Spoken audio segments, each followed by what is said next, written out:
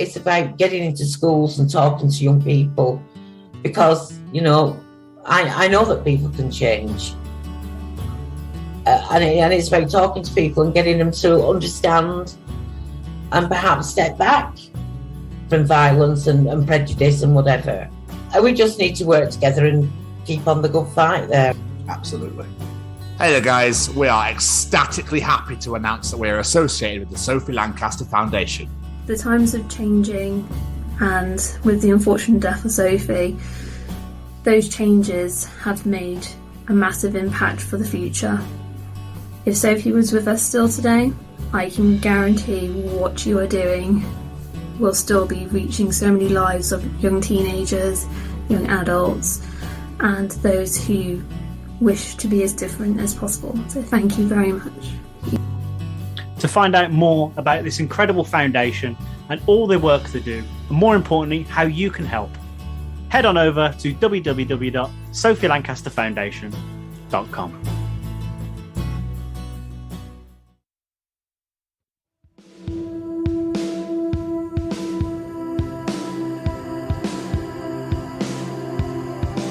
Hey, this is Molly Rennick from Living Dead Girl. I'm Jeremy Saffer, rock photographer. Hey, this is Baz Black. Hey guys, this is John Karabi. Hey there, this is Ron Wasserman, the nut that wrote Go-Go Power Rangers. What's up, guys? I'm John with Sunday Friend. You're listening to the Chronicles of Podcast. Hi, guys. What's going on? It's the Chronicles of Podcast here. It's only the 70th edition. When you get to 70, you're just a bit like, Jesus Christ. I'm surprised people still listen to this. We seem to be going that way and not that way. It's kind of weird. Well, let's just say it's the show of Benjamin Button in a way. I like that. I do believe, Jamie, that these right here are the Chronicles of not Monday, no, not Wednesday Friend, no, it's Sunday Friend. Yeah, it is. Yeah, this is a good one, guys. You're going to love it. Game show wave, game show smiles. Let's get ready for another edition. Hit it!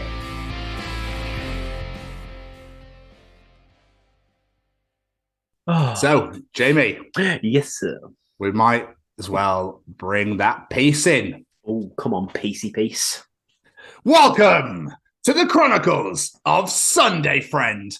Sunday Friend is a musician and producer who was lovingly introduced to me via our good friend at the old Stay Cozy Clothing there, Braden Barry, or Say We Can Fly, for example, as he produced and took part in one of his EPs, Skeleton Heart. Go and check it out right fucking now.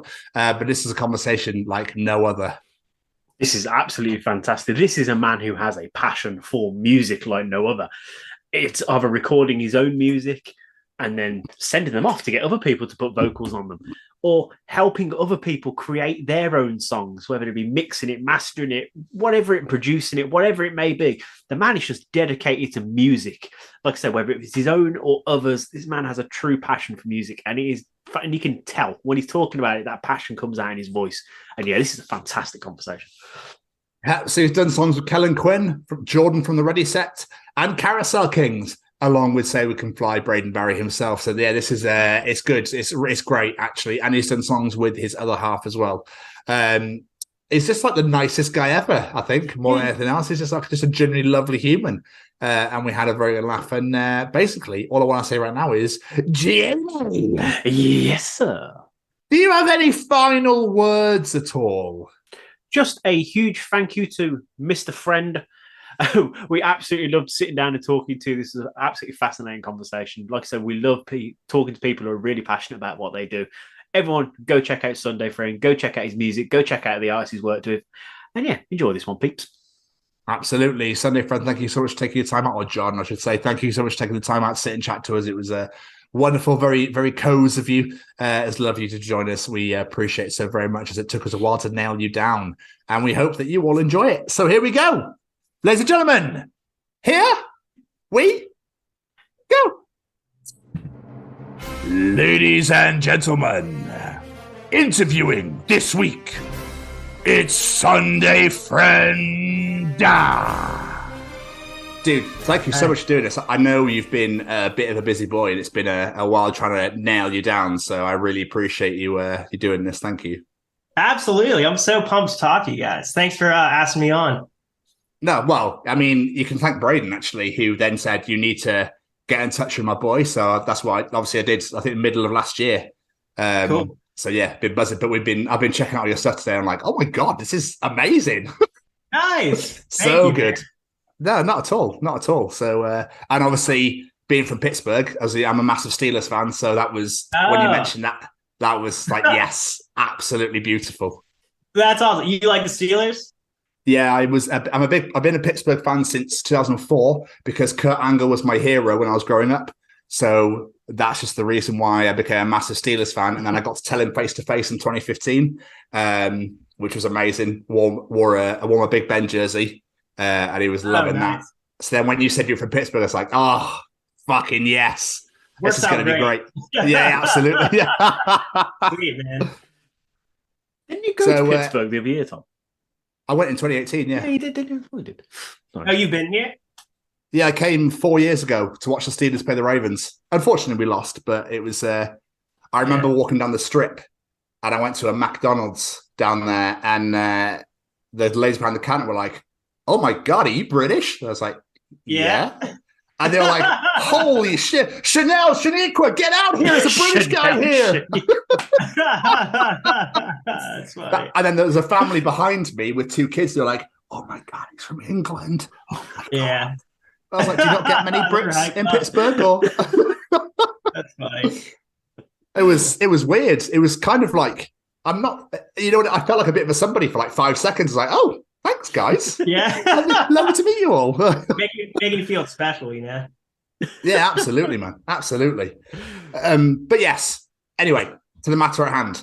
So how this works is Jamie is going to do like a really beautiful, really nice little sultry introduction to lure you in, John, make you feel nice and right at home. And then we're going to absolutely bombard the living shit out of you with questions. How does that sound? Let's get it. Let's do it. Yes. Beautiful. Let's get going. Let's do my intro. I'll try my best. Yeah. Well, you should know all the answers. It's all about you, so you'd be fine. That's right. Exactly. Right, let's do my intro and we can get into this. Ladies and gentlemen, according to Urban Dictionary, a Sunday friend is the friend who's probably not good enough for a Saturday night, the friend that will call you back, the friend that cares about you. But this week, it is much more than that, because this week's guest is definitely good enough for a Saturday night, because that's when we're recording this interview. Today, we welcome another incredibly talented artist who we think that you should be checking out. This week's guest not only uses his talents to release his own music, but to help others by working with artists like our good friend Braden Barry, Carousel Kings, Kellin Quinn, and many more. Ladies and gentlemen, we welcome you to the Chronicles of Sunday Friend. Wow. Making me feel good about myself. I like it. Yes, that's what we like. That's what we like. Dang, all right, I can do anything now, You can. Just use that as like your bio for Instagram or something now. Yeah, exactly. I'm just going to take that. This is recorded, so I'm just going to take it, use it for the bio for Instagram now. Yes, that's what I like. Perfect. First things first, however, how was your Christmas and New Year? Good. Busy. Seeing a lot of family and stuff. Just kind of like I have family in Pittsburgh. Like I live probably like hour from Pittsburgh, actually, hour outside of Pittsburgh. So seeing some family there, seeing some family in Latrobe, which is kind of like 30 minutes from where I live now. Still working a good amount, like with my day job and stuff. So really, really busy. And haven't been able to like do much music stuff this month, but insanely excited to get back to it starting next week, like officially back into it next week. But it was good. Like, it's crazy though, like how much, the holidays take out of you, like just seeing so many people, like talking all the time. So I'm kind of excited for it to slow down a little bit. I don't know if you guys know what I mean by that. I mean, it's a lot, Absolutely, and especially for like in America, because you've got Thanksgiving just before. It's just as big of a deal over there. So it's like family. Oh, you can have a week off. More family. Yeah, it was so good though. Like seeing all my family and everything and friends. Like it was great catching up with people. But excited to for it to slow down and work on some more music and stuff. Beautiful, beautiful. Well, good. I'm pleased to hear it. Also, before we get really into it as well, is I know this was a while ago now, so I'm trying to change this up a little bit. But how was your pandemic season? Like the last couple of years, how has things been for you there? Yeah, for the pandemic, I'd say it was in a way like good to just be able to kind of hang inside and work on stuff. And that's like during that time, that's when I really focused on electronic music, like going kind of from pop punk to more like electronic stuff, and like watching a ton of YouTube videos and really trying to learn like how people make this stuff that I've loved for so long.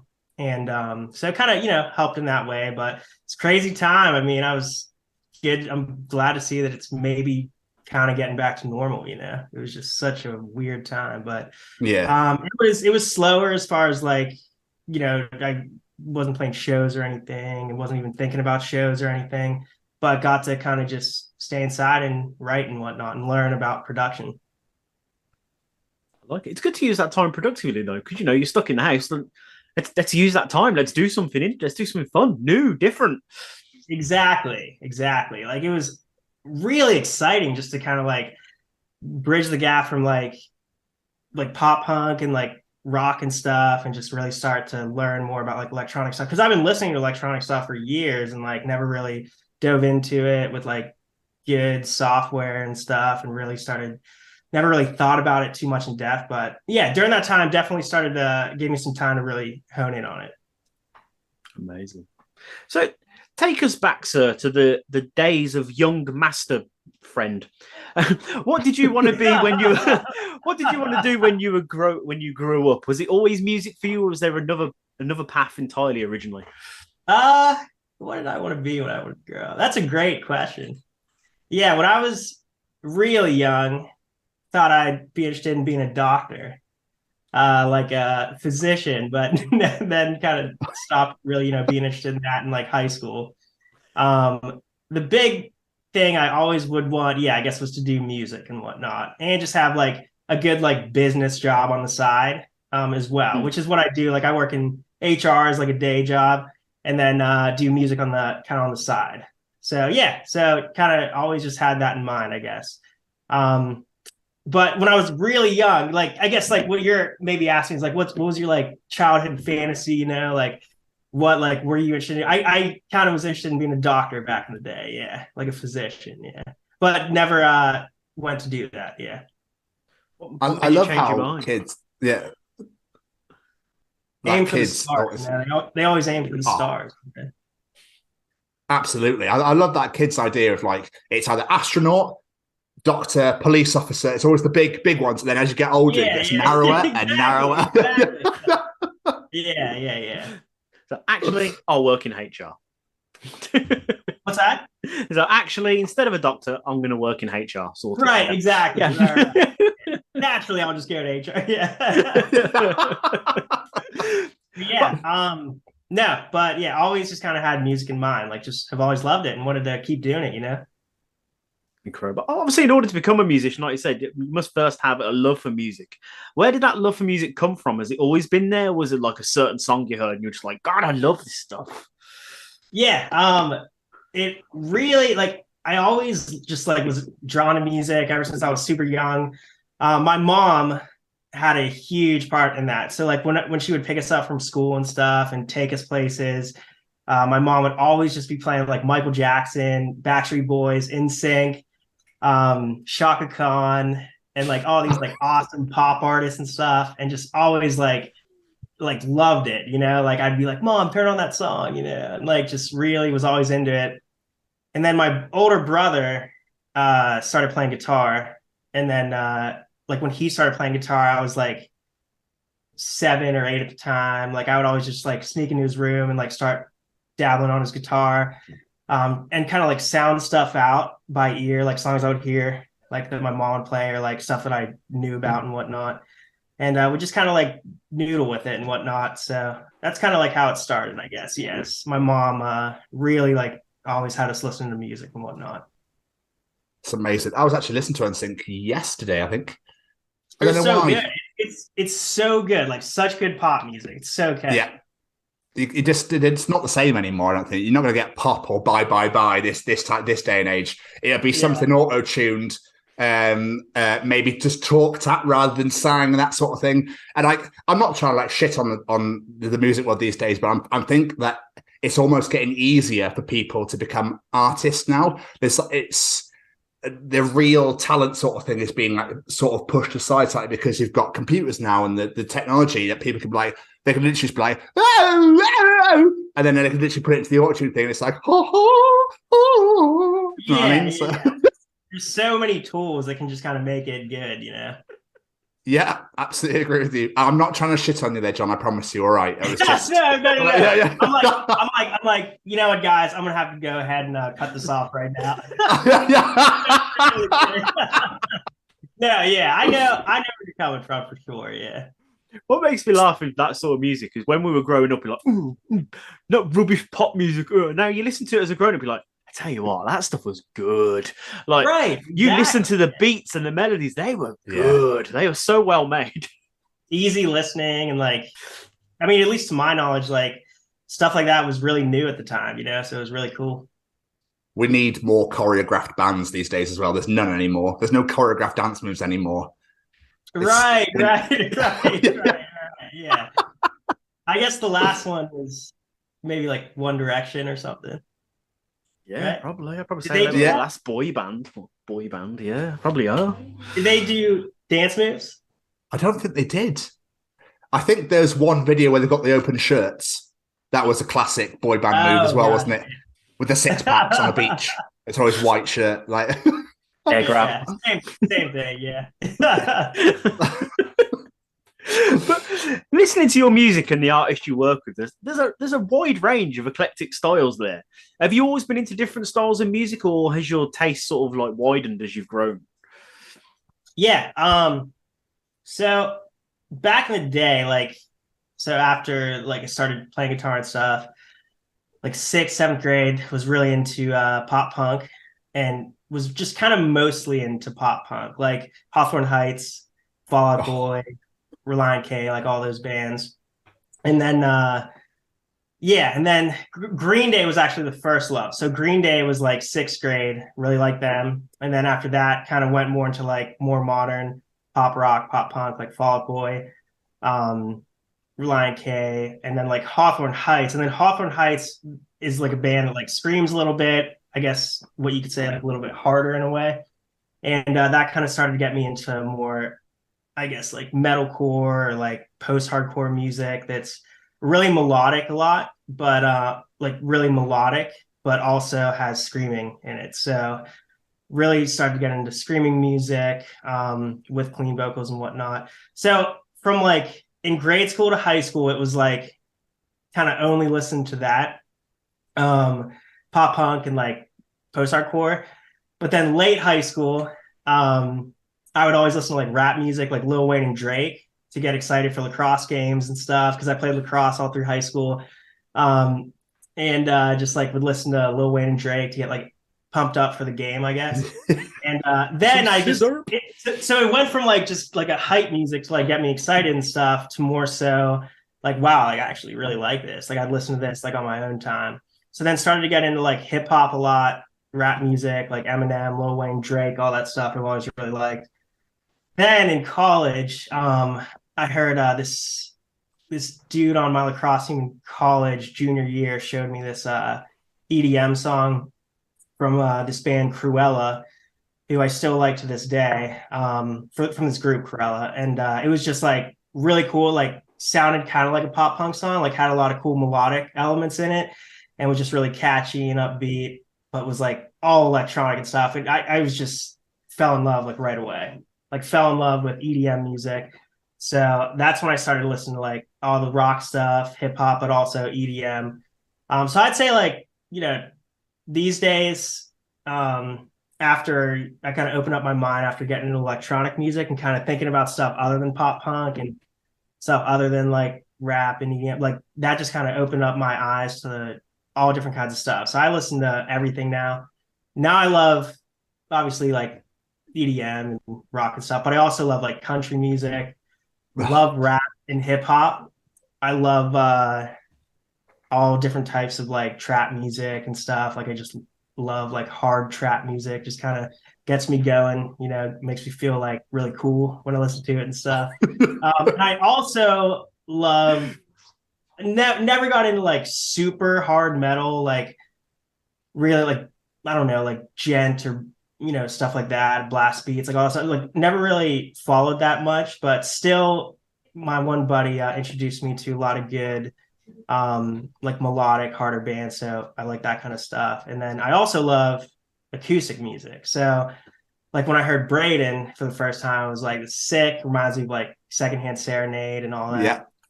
So I love that world as well. In college, I really loved acoustic music, and that was probably like my favorite genre at the time. So acoustics definitely like has a big place in my heart. And then those are probably my main genres that I mostly listen to. But it's kind of like all over the place. Like I love a lot of stuff. Country's a new one. That's one that I really started liking in the past couple of years. I found that country is starting to really come into its own. Like it's massively over here now. Because back in the day, I don't think I knew anyone. Maybe Dolly Parton was the only real, and Shania Twain were the only two that anyone ever listened to over here. And now you've got like Florida Georgia Line and Sam Hunt and Luke Bryan and Luke Combs, and there's so many people. Like I love it. I literally listened to Florida Georgia Line probably about 2008, and then like that whole like pop rock country type vibe is just amazing. Like I can't get enough. Yeah, so catchy, and like they are really taking production. Like they're really doing up the production in the recent country songs. Like I'm just noticing there's like cool beats thrown in there and stuff, as opposed to like acoustic drums. Like I love acoustic drums and stuff, but it's so cool how they're incorporating like beats and like electronic type stuff. And the singers are just always so good, and they're always so good live too, which I've noticed. Kane Brown is a massive example of that, I think, as well. He's phenomenal. So I think he brings that soul sort of rap vibe into it as well. Like anyway, I could talk about it for years. So sorry about that. But obviously, with your massive eclectic taste in music, then is this why you sort of went down the production route as well? To be like, I love playing, I love performing and writing as well, but I also want to go down this road with the electronic side. Yeah.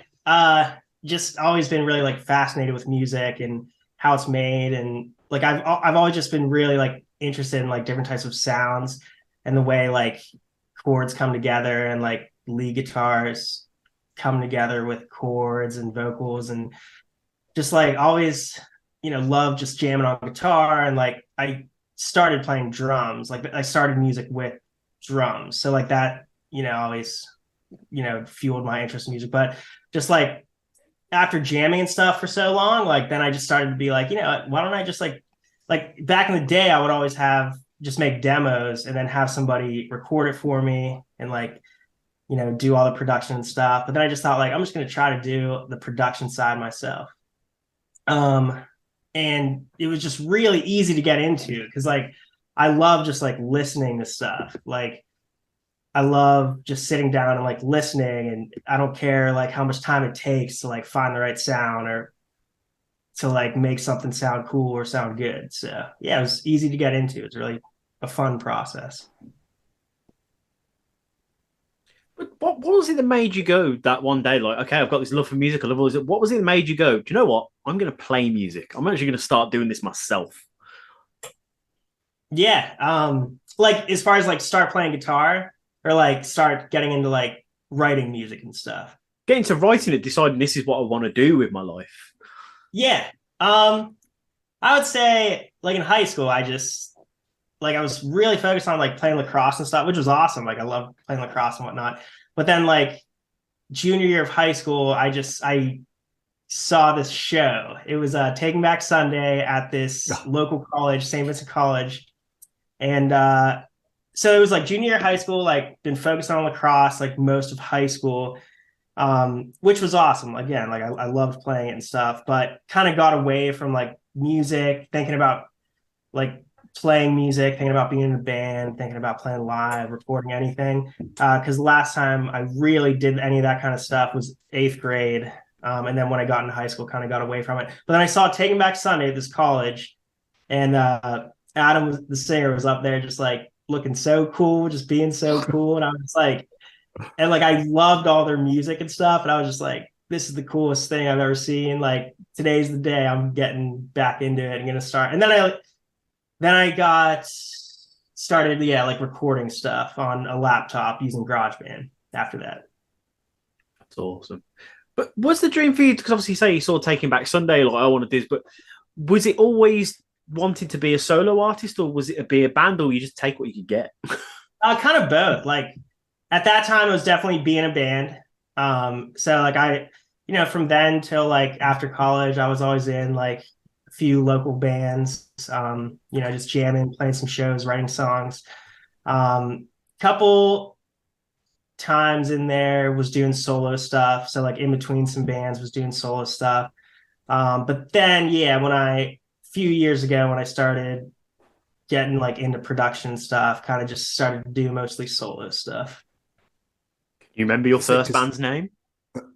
Yeah, it was a greater. Oh no, the first one was 8th grade, Acadia. Okay, and nice. It was so much fun.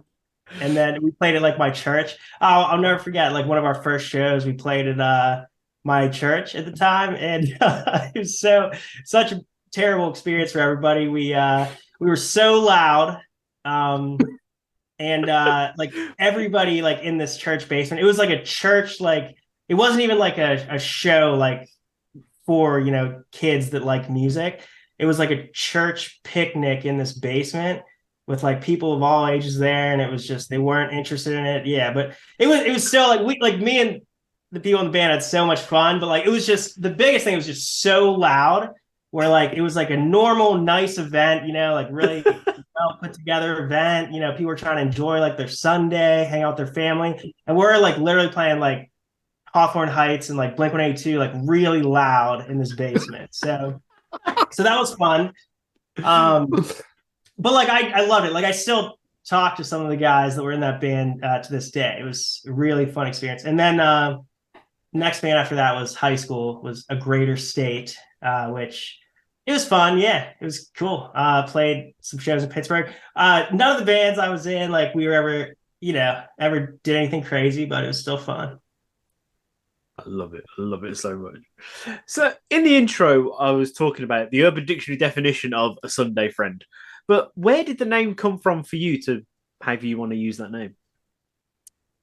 Yeah, I had a childhood friend at one time. It's weird. It's like one of my first memories. Like, how we all have our first memories and stuff. One of my first memories was I was just hanging out with my childhood friend. He just kind of referred to one of his friends as a Sunday friend. And it was something that I've never heard before. Okay. But I like knew exactly what he meant right after he said it. And he said like, yeah, Matthew's my Sunday friend. And I was like, it's kind of stuck with me. So first of all, I hate like trying to choose a band name or an artist name and stuff. So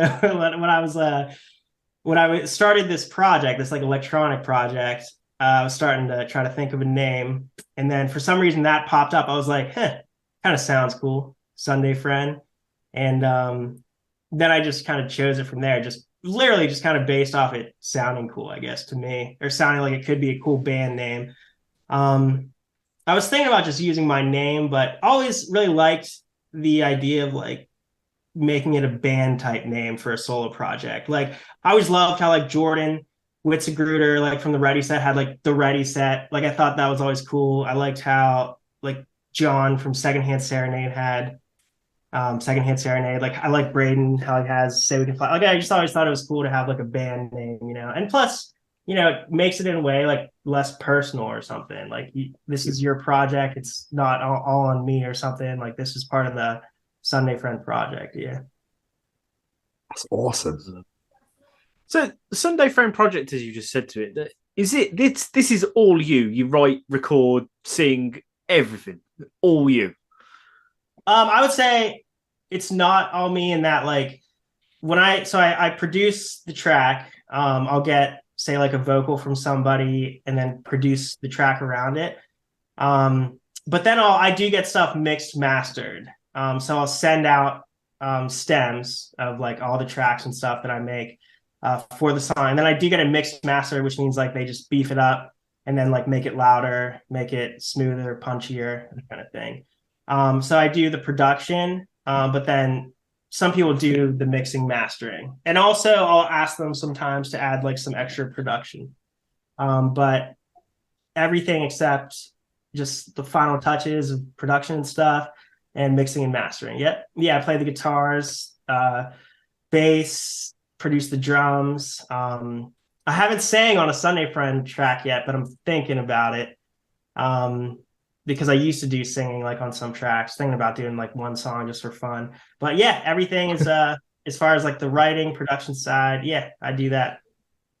That's nuts, because I was watching your YouTube video, your YouTube channel, should I say, and you did the video for 22, I think it's like 9 or 10 years ago now.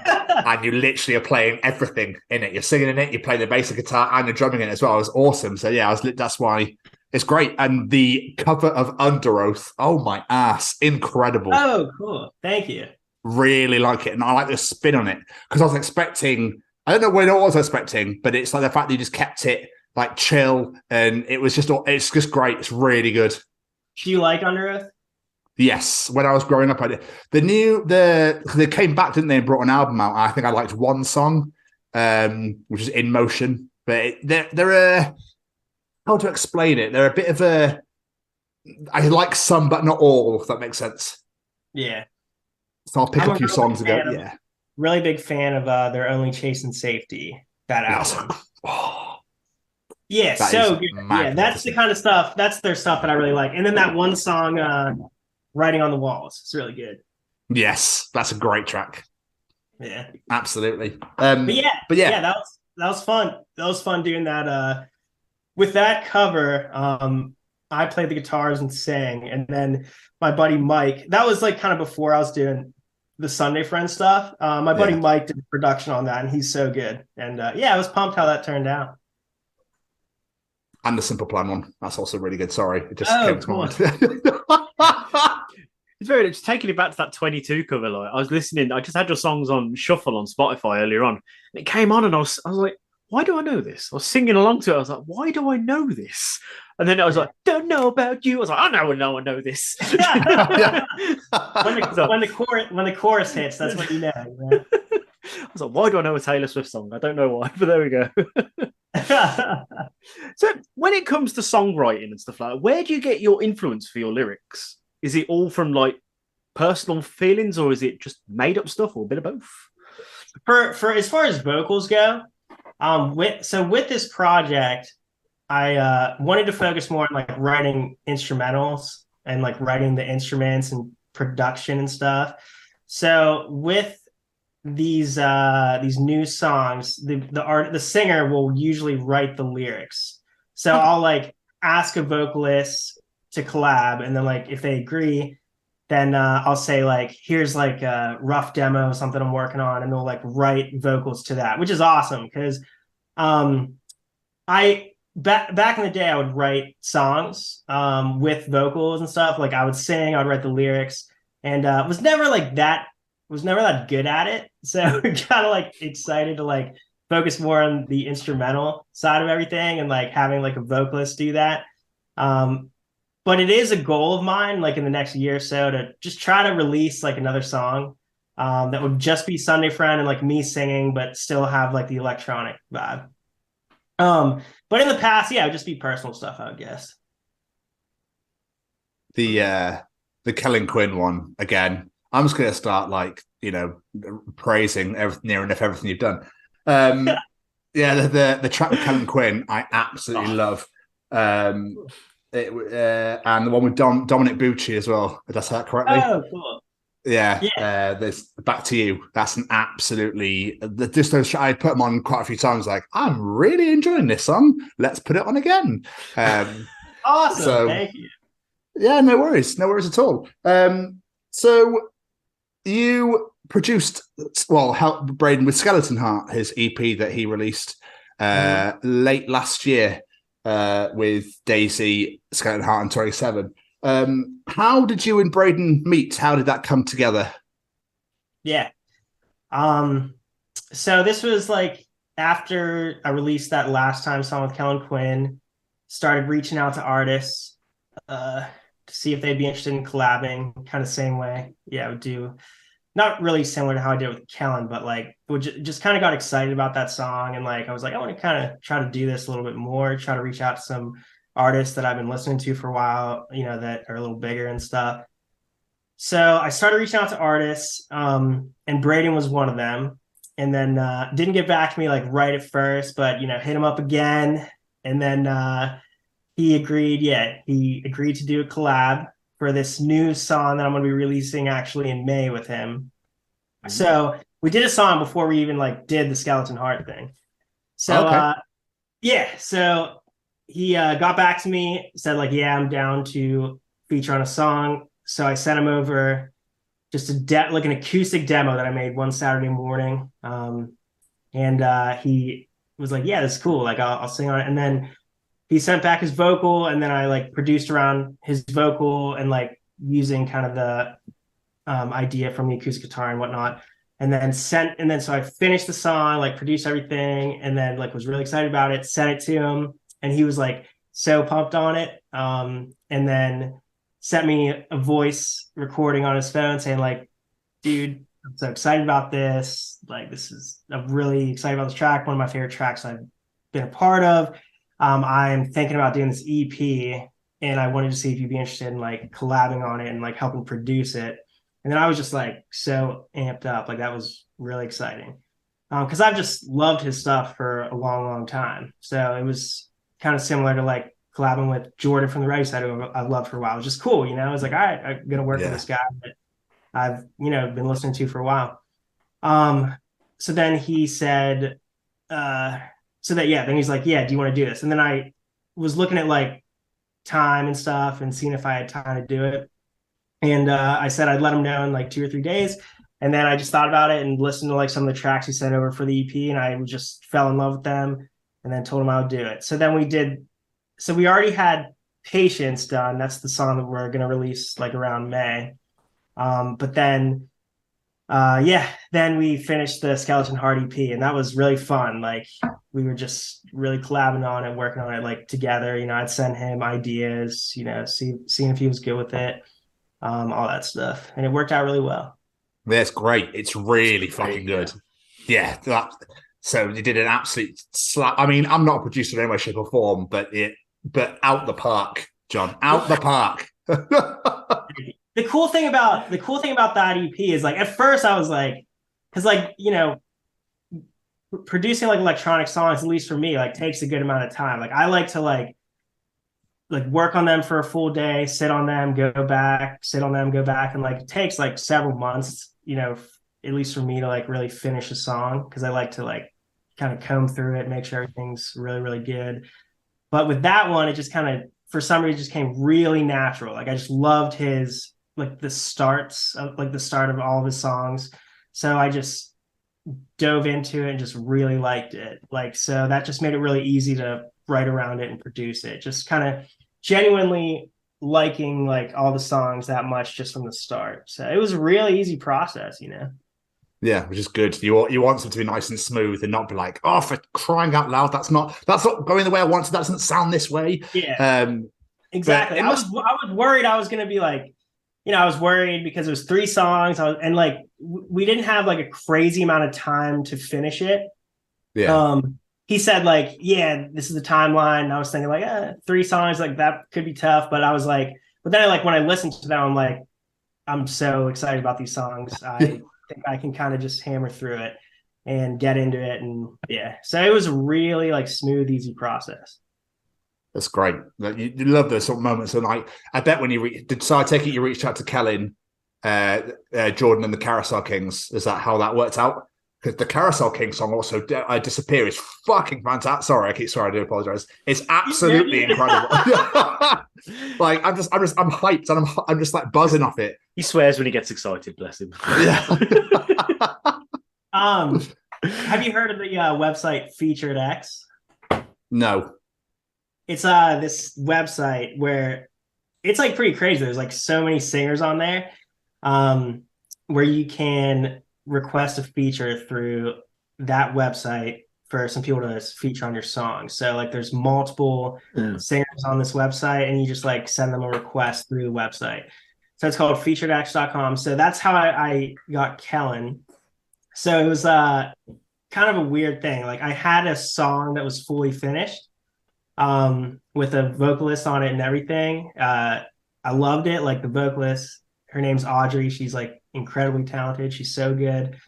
And we had this song finished, and then I just randomly was like going through Instagram and saw Kellin, because I followed him on Instagram, saw him post about Featured X and the fact that he was going to be on it. Like he has a profile on it and like is taking feature requests. And I was like, huh.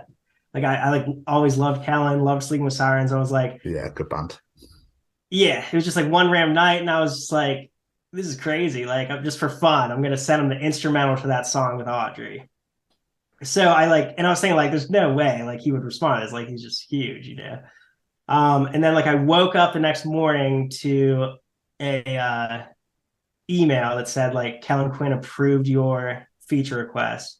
And had like a message that said like, hey John, like this, because I put in the request like, please, you know, write a full top line vocal, you know, with lyrics and stuff. And he's like, what subject matter you want me to focus on? Like just trying to get it started, or you know, he was getting it started. And I just like couldn't believe it. I was so excited. And like, of course, like you have to pay for these types of things. And I was like looking at the price, and I was like, yeah, this, I could do this. And then I drank a lot of coffee that morning. I'm just like really excited, and I was like, I'm gonna do it. So I sent back like the payment, sent back like what I wanted in the song. He sent back the vocals, and it sounded awesome. And that's how it happened with Kellin. That's incredible. Like I said, great. Everybody's going to check that bad boy out. It's wonderful. Definitely. It is good. It's great. I'm still taking the top line from Audrey's vocal that she had for that song. I'm already working on something for that song that we had before. But it was just crazy how it all worked out, because it was like at the last minute. Like I took the instrumental, just like sent it to him, and I was like, holy crap, you know, I can't believe it. He like agreed to it. So it was cool, yeah. Jordan.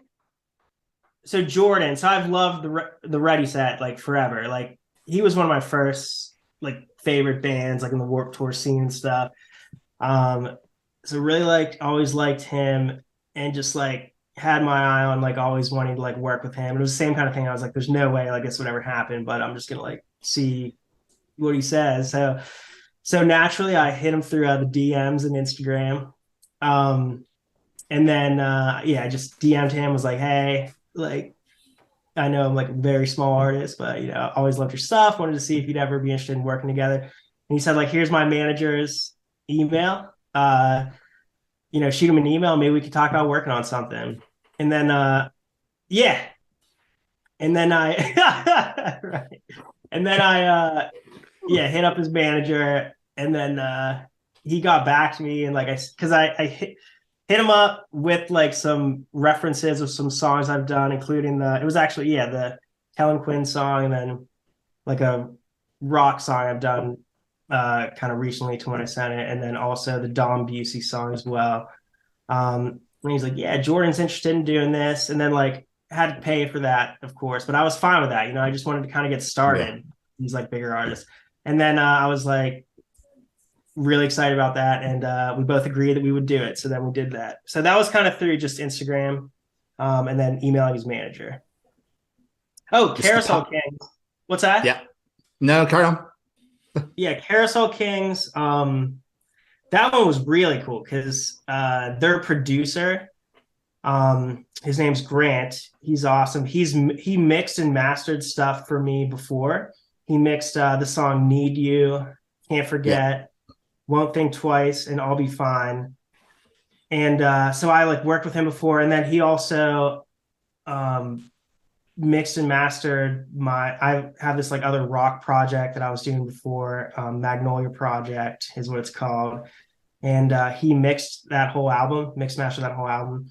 So like I've worked with him before, Grant, you know, and he's also the producer for Carousel Kings, and he just emailed me one day. Random, I just like was not expecting it on. Like I've liked Carousel Kings for a while as well. Like I would listen to them in high school and stuff, in college. And some of my close friends around here knew of them. Knew them, and some, you know, knew of them. Like, so I always kind of knew them. And he actually just emailed me and said, hey, me and Carousel Kings are working on this song. And we kind of want to do like a EDM/rock style track, kind of similar. He used the "A Day to Remember" and "Marshmallow" song Rescue. Oh, I love that track so much. He like sent that as a reference, and said like, would you be interested in doing this? Like, would you be interested in collabing with them on this track idea that we have? And I was so pumped. It was a Friday morning. I just remember it like it was yesterday. It was so exciting, like them asking me to do that. So so then I said yes, and then Carousel Kings was cool because it was so funny. Grant's like, yeah, well, we have this session coming up soon. Like, can you write an instrumental? Can you like write an instrumental in like the next 2 weeks or something? So I was like, yeah. So I just like buckled down and did it. And then we ended up all of us meeting in the studio. Me, Grant, and then the singer and the guitarist of Carousel Kings, David and Will. And then we just all met in the studio. Everybody vibed really well. Like, it was just a really fun day. We worked on the instrumental that I sent over. David wrote all the vocals that day, which I was like super impressed about because I've always struggled with writing good vocals, good lyrics, but he just kind of like in the studio, just like thinking of stuff. And, you know, it was really, really cool to see it all happen. So we wrote the vocals, and then Will added some guitars that day. Then a couple months later, they sent back Grant, the producer, sent me back stems from that session. Then I worked on it more. Then I sent it back to them, and then they did more stuff to it. And then we had the final product. So that was cool. Awesome. Yeah, it was like a really like cool collab, and that like it was a lot of back and forth, and yeah, so that was good. Oh, that's really cool. That's really clever. It's like, here's my version. Now you add your stuff. Now you add your stuff. Now you add. Now we're done. Yeah. It's good. We're good now. It's good. That's awesome. Yeah. You did touch on something a minute ago that I did want to talk about, because I was doing my research and discovered the project you just mentioned called Magnolia Project. And quite frankly, that album is fantastic. Like, I put it on last night and I was like, yeah, this is absolutely phenomenal. Like, I could not stop listening to it. But in your social media post about it, you stated that the project meant so much to you. What was so special about that project? Yeah, that was a special one because I remember the way that it came about was me and my good friend Seth. I was probably like 23, 24 at the time. And me and him were just like hanging out every weekend, like writing, like starting to write songs together. We were both kind of going through like a little bit of a rough patch together. And like each of us were going through a rough patch. And then, but like we just were hanging out a lot of that time, you know, and that was like making us feel better, I guess, you know, having somebody to chill with and whatnot. And then we started like writing songs together. And it was just a really good like coping thing, like made us both, you know, have something to look forward to. It was just a really good experience for both of us. And so we started writing songs together. We knew we were going to do an EP. We just didn't have a singer. We had this idea of like featuring a different vocalist on each track.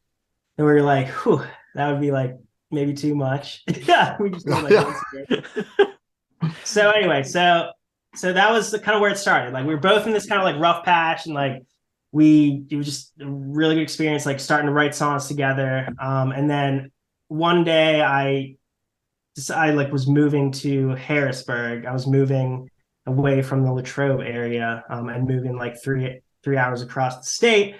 So I was like, yeah, what are we going to do with these songs? You know, I'm moving away. Like I won't see you as much and stuff. And then he was like, I don't know, like, should we keep doing them or anything?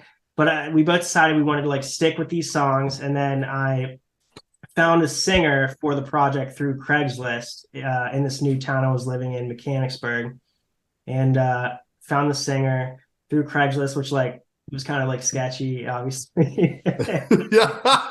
But it just worked out so well. Like I moved to this new town. It was for work. Moved to this new town in Harrisburg, and then posted something on Craigslist like, hey, I just moved here. Me and my buddy have this project. We're looking for a singer.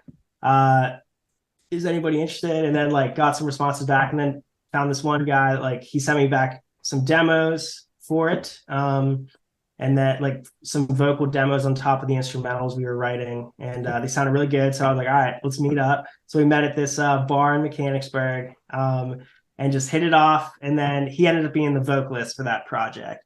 And one of my like only friends in Mechanicsburg after living there for 2.5 years. But it was cool. No, it was awesome. Like it was so random to be able to just meet somebody who was just definitely into that kind of music and like understood like the sound we were going for, and also have just a really good voice and really good at writing.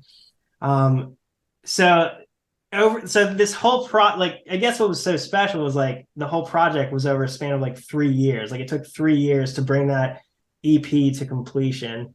And there was a time we thought like we might not finish all the songs, which, was discouraging, but it was awesome to be able to find a singer who kind of brought it to a close, It's like, Tom's going to mock me because I like saying this when I enjoy things, but it is superb. Like, I enjoyed it so much.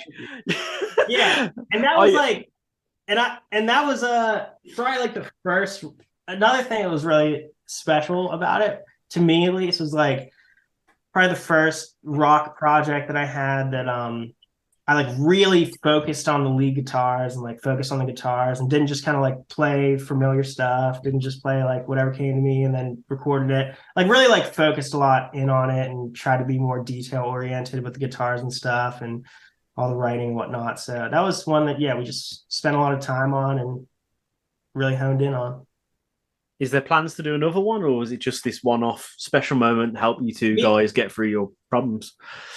Me and Seth have talked about doing like a single or something in the next year or something. Me, Seth, and John. Yeah, John was the singer. Yeah. We've talked about doing a single. I think maybe. Excited now. A question I like to ask every single musician, producer, whatever they are within the music, variety, I guess, is music videos, John. Do you love them or do you hate them? Making them, that is. Making them? Yeah. Wow, that's a good question. And it comes at a good time because I am looking at my releases for 2023, wondering if I want to do videos. So as far as music videos go, I love like the final product of them. I think it's cool to have something for the listener to visualize or like to see while they're listening to the song, because then what they like see from the music video, it kind of goes with their listening experience, and then that kind of like travels with them every time they listen to it, I think, which is cool. Makes for a different experience for them.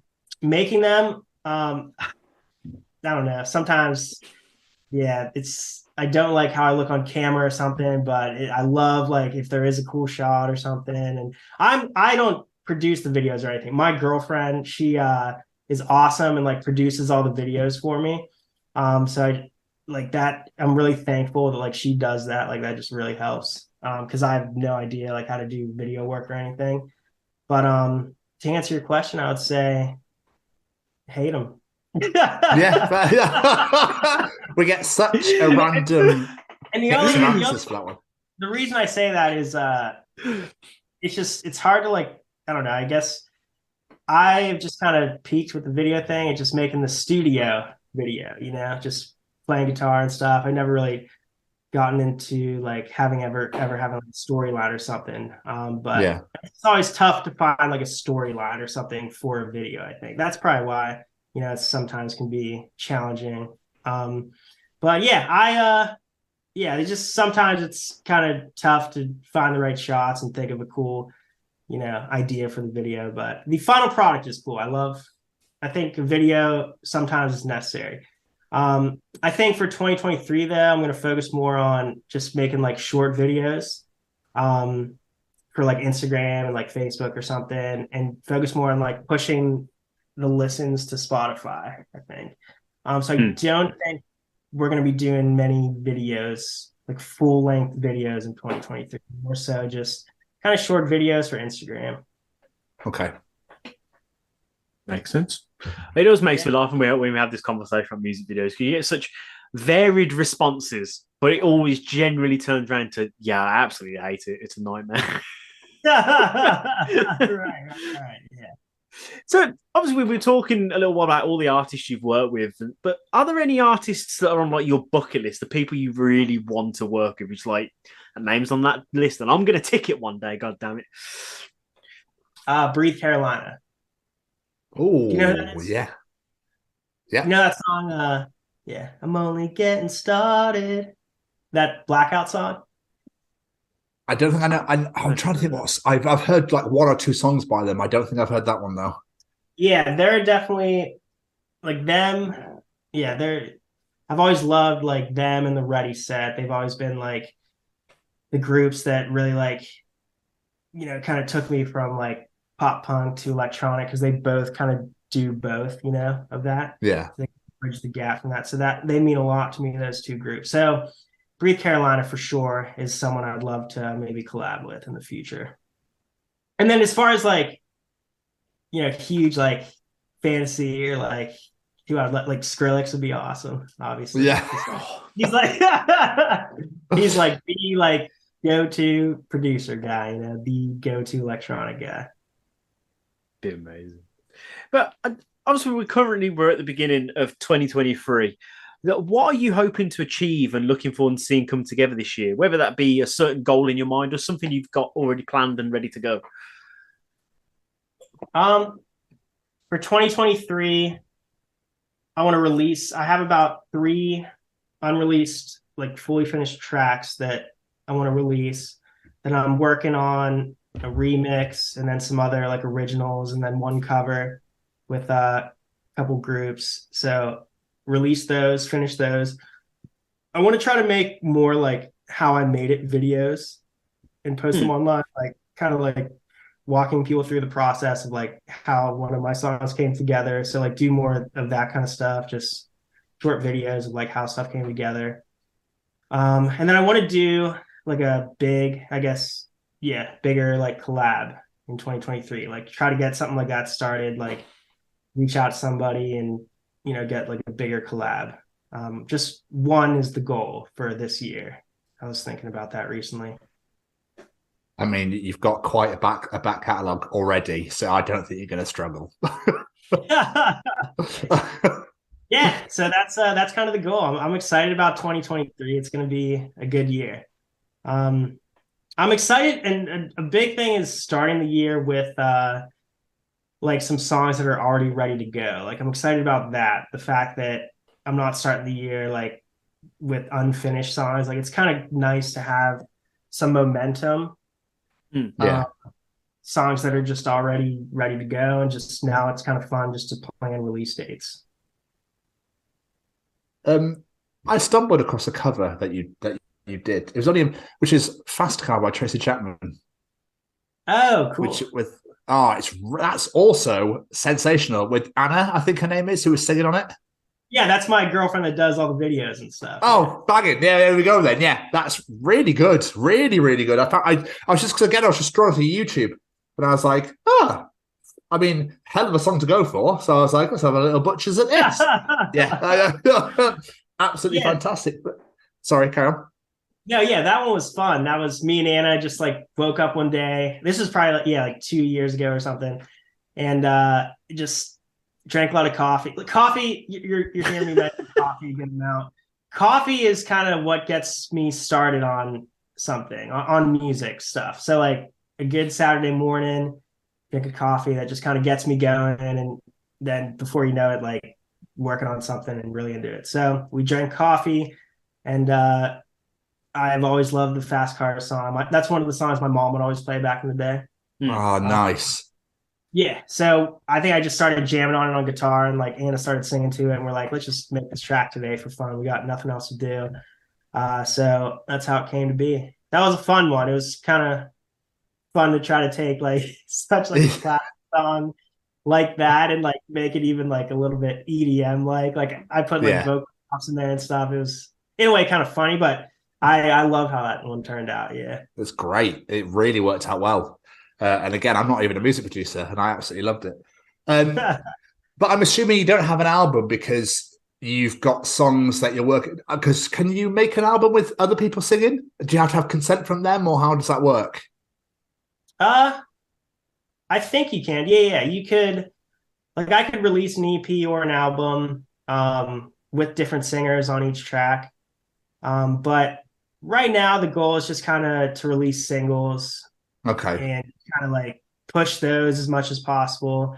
That's kind of the goal there. It's just to kind of, release singles. Everybody focuses on that. And then that's a long-term goal, though, is to make an album. I think that would be really sick. That'd be crazy. Yeah. I think the goal number would be like 10 to 12 songs. It'd be an adventure getting all those done, but that's a long-term goal, is possibly an album. Different singles in each one? Yeah. Yeah, sick. That'd be better. And then have like do like the sneaky end track that used to back in the day, where it takes like 50 minutes to get to the last song to get to the end, which is like, which then a song that you've sang. Oh, that's right. Exactly. That'd be amazing. And then you also have like the ones that are like in parentheses, like bonus track or something. Yeah. I love when bands would do that back in the day. That was so cool. That was great. I don't know why they stopped. Yeah. We'll get back there. I think what you're doing with the releasing the singles is we had a conversation with Caslow, I believe. Oh, I love them. And I watched your guys interview with them. Yes. You guys are that was a really good interview, and I love that group. They're actually like one of my first loves in EDM music. That's amazing. And I have them mix and master stuff now, so kind of work with them. Amazing. That's awesome. They mix and mastered me and Braden's EP. Yeah. Oh yes, they did. Yes, they did. Yes, they did. Yes. Yeah. They were. They're awesome. Really good guys. But they were saying there, like, it's the modern generation and how things just turn around so fast nowadays. It's easier to just release single, instead of bulking it all together and going, here's an album. Exactly. Like, these days, people's attention spans, mine included, are just really short, and just kind of want maybe just a single just to kind of focus on for a little bit and then go to the next single a few weeks later or something. You know what I mean? Like, I don't know. I think that's kind of why singles work best right now, is because we all just kind of want that instant gratification. But I still love the concept of an album, like the amount of work that goes into an album. Like, once that would be completed, like, you just feel so good about all the work that went into it. And like, it's one of your babies, So I don't know. I don't know what the future of like albums are. I mean, huge artists still do them, but I don't know. Yeah, I don't know if we'll get back to like most artists, doing albums all the time, because it seems like right now mostly singles. Does seem that way. But one last thing from myself before we start wrapping this up. If there's anyone listening to this and they're thinking, I like this guy, I like his vibe, I like the cut of his jib, as they say. If there's like one or a couple of songs of yours that you'd recommend people go check out, what would they be? I know this is like picking a favourite child, but if there's any ones of yours that particularly sort of, they're like, yeah, this shows what Sunday Friend is about. I would say 27 with Braden, with Say We Can Fly. Really like that one. That kind of captures like everything I've ever wanted to kind of put in a song. Like, that's kind of how I describe that one. I really like that one. Also, Last Time. I like Last Time. Yeah. With Kellin. So I'd recommend those two. Yeah. Love it. I mean, couldn't agree anymore either. That was hard though, man. Just go listen to it all, everyone. Just go listen to it all. Yeah. No. Mr. Stevens, do you have any more questions for our wonderful guest? I do. When obviously you were growing up and your mum was playing Backstreet Boys and NSYNC in the car, did you ever think that this is where you'd be today, like producing EPs for artists you've loved for years and, doing songs with Kellin and the Ready Set, etc.? Definitely not. I always thought I was just going to be jamming, playing guitar. Never thought like that would happen, where bands that I have loved for years and like artists that I've loved for years, like, would consider ever working with me. So I think, the pandemic maybe had something to do with that, which kind of gave me that opportunity, because like touring slowed down for a lot of artists. So that kind of helped start that. But just crazy grateful for the fact that I was able to work with these people. And everybody was so like nice too, which I got to add to. Like everybody was really nice to work with and easy to work with. You know, it was good. Even better. So never would I have thought about any of that. Yeah. Incredible. I mean, well, here's 2023, John. Hopefully, you know, you'll have somebody even bigger, even like something like Breathe Carolina, for example, this year. You know, anything can happen. This is the beauty of why we did this show. Like we started in 2019, but we didn't interview till 2020, and literally the pandemic started, and we've got to talk to some like yourself, unbelievable people. You know, it's amazing. That pandemic, even though it was like one of the worst things to ever happen to the world, also ended up being one of the greatest things that ever happened because people had time to pursue their dreams, to pursue what they wanted to do. And here we are. Right. Absolutely. I love it. Before we let you get out of here, my friend, do you have any plugs, social medias, anything you want people to go check out? Just the Instagram at Sunday Friend Music. Love it. Wonderful. Nice and simple. Yeah, I have the same Stay Cozy shirt, by the way. Oh, gotta represent. I got 3 of them. Yeah. Are you sick? Because he lovingly, bless him, sponsors the show. So every now and again, I'll be like, just you know, so we alternate every week. So Jamie's wearing a Sophie hoodie right now for the Sophie Lancaster Foundation, obviously, which is this side, and then we just swap over every week. Oh, there you go. But I had my Here's My Heart hoodie on just before we recorded. I had to take it off and swap over. Thank you, guys. Thanks for meeting today. That was fun. But John, seriously, mate, thank you so much for doing this. We really appreciate it. It will be out this Friday coming. If you want us to put any specific photo or artwork on our artwork, just let us know and we can do that for you, no problem. Awesome. All right, thank you, guys. It's been amazing. Thank you so much, man. Thanks for having me, guys. Not at all. It's been a pleasure. Take care of yourself, my friend. We'll speak to you soon. All right, later. Yeah, John. See you later, buddy. Bye-bye.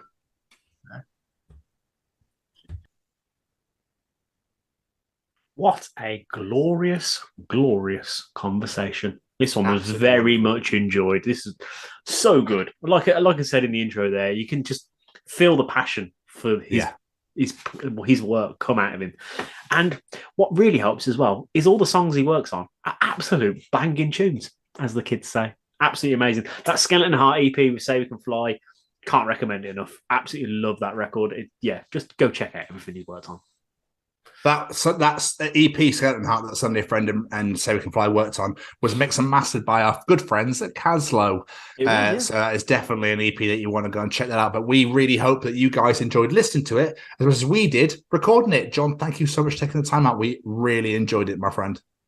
All right. Is this thing on? Well, howdy doody, everybody. This is Braden Berry from Say We Can Fly, founder of Stay Cozy Clothing, your one-stop shop for the coziest, most fashionable hoodies, t-shirts, and more. Gosh, Mickey. That's right, folks. And we're proud to say that we are now sponsoring the Chronicles of Podcast. Ouch. Hosted by Tom and Jamie. Like, you can get 10% off, man. That's right, Shaggy. Just use the special code, The Chronicles, at checkout. Oh, boy.